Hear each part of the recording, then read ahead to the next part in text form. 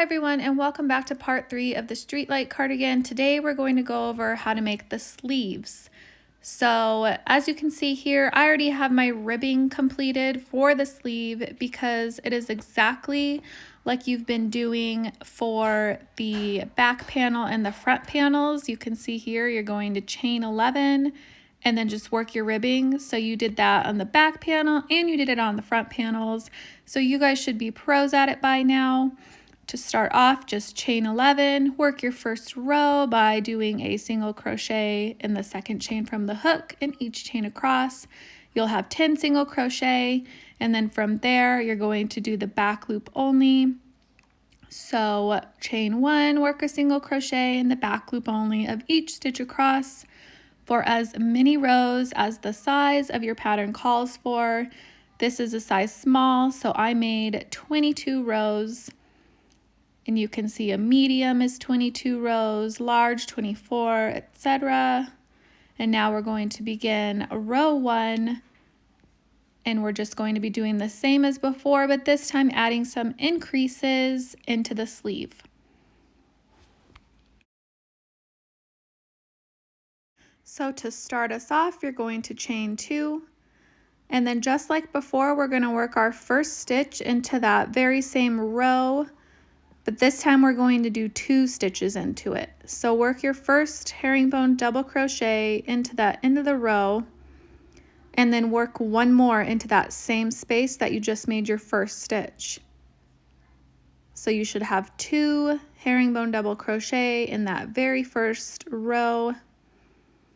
And then after that, you'll just be working 1 herringbone double crochet into the end of each row all the way across. And again, you can just kind of stick your hook anywhere that you're comfortable putting it. It doesn't really matter too much as long as you have 1 stitch per row and 2 stitches in the beginning. We're also going to do an increase at the end of this row. But for now, just work 1 herringbone double crochet into the end of each row all the way across.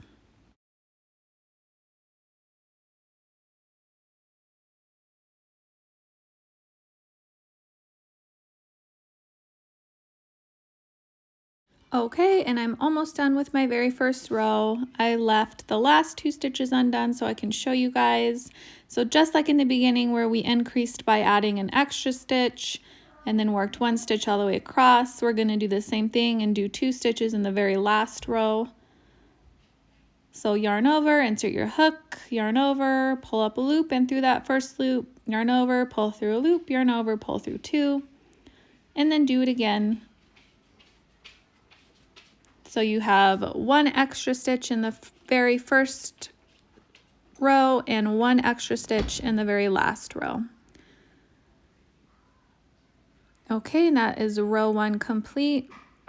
So to check your stitch count, you should have 2 extra stitches, then you do rows.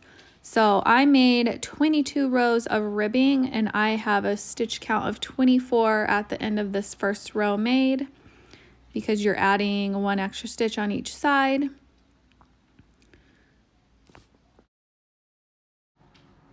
So you can see your stitch count at the end of row 1 in the pattern. If you're following along, I have 24.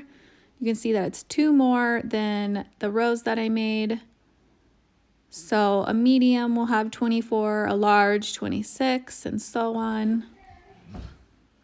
And then after that, you can start the next row. So just chain 2, turn your work. And for this one, we're just going to be making 1 stitch into each stitch all the way across. So work your herringbone double crochet into the very first stitch, your second one into the second stitch, your third and into your third, and do this all the way across the row.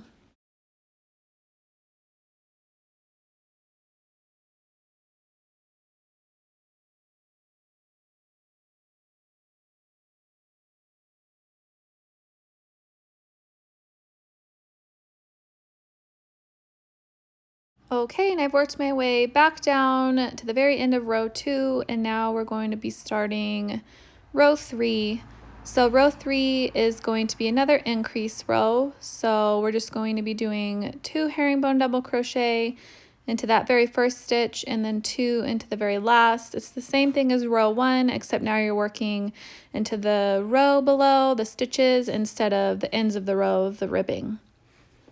So chain 2, turn your work, and then in that very first stitch work 2 stitches instead of 1.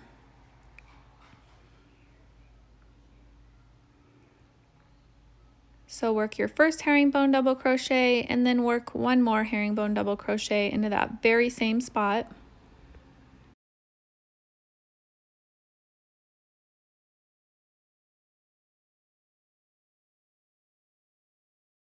So after working the 2 stitches into that first stitch, you're just going to continue on with 1 stitch into each stitch all the way across the row. So just work your normal herringbone double crochet. There's no more increasing until you reach the very end of the row, where we will do 1 more increase in the last stitch.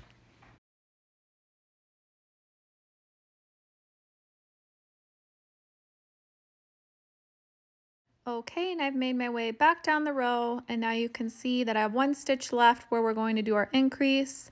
Don't get confused with the chain 2. The chain 2 does not count as a stitch, so we do not work our stitch into it.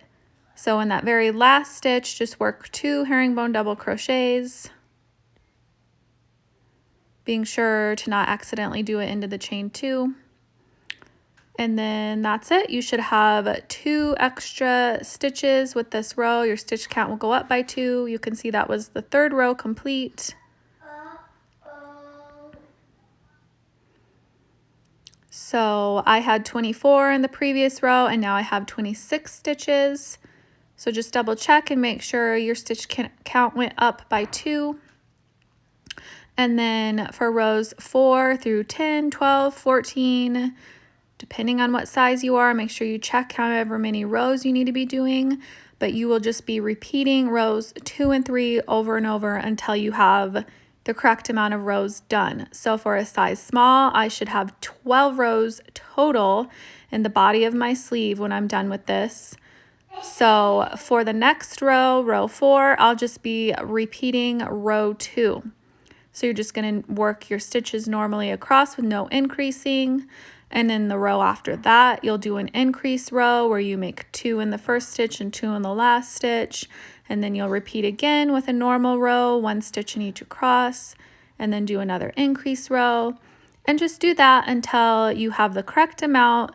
So say you're making a size small, just do that until you have a total of 12 rows.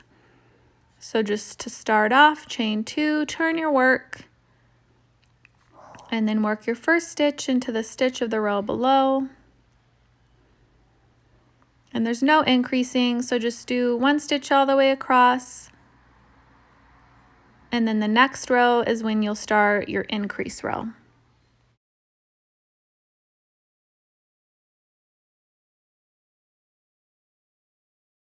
Okay, so at this point you should have all the increase rows of your sleeve done. Yours will look a lot bigger than this. I am just doing a sample for sake of time, so yours will be wider and longer. You can just double check and make sure you have the correct amount of rows complete. And now we're going to move on. At this point, there's not going to be any more increasing. You're just going to be adding rows for length. And also, if you are making one of the larger sizes, when you see a little dash at where your number usually is, that means you don't have to do that row at all, and you can just continue on down to the assembly section. So 5x, your sleeve is done. You can just tie off your work and move on. And size 4x, you will only be doing 1 more row before moving on. Every other size can just follow along, and you'll just be doing normal rows all the way across. So no more increasing, just work your normal stitch, your first one into the first stitch of the row below, second into the second, and just do this all the way across the row.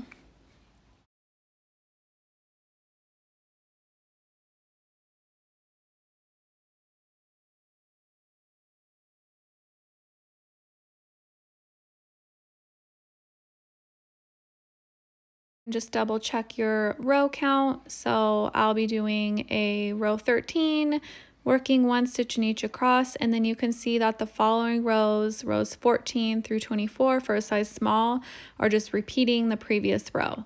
So you're just doing the same thing until you have the final row count: 24 for extra small, 24 for small, 24 for medium, 24 for large, and then 25 for extra large, 2X, and 3X.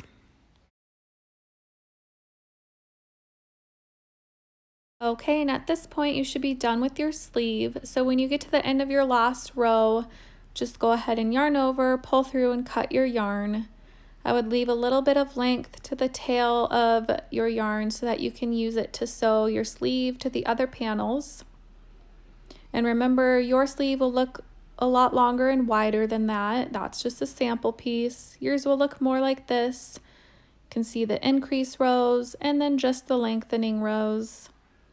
And remember, this is also a drop sleeve sweater, so if your sleeve looks too short, it might not be.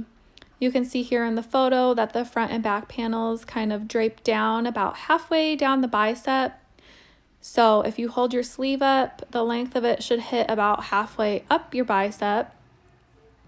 So don't worry if it looks too short. You'll see once we seam it together that adding it to the front and back panels, it adds length. And stay tuned for the next video to see how to sew it.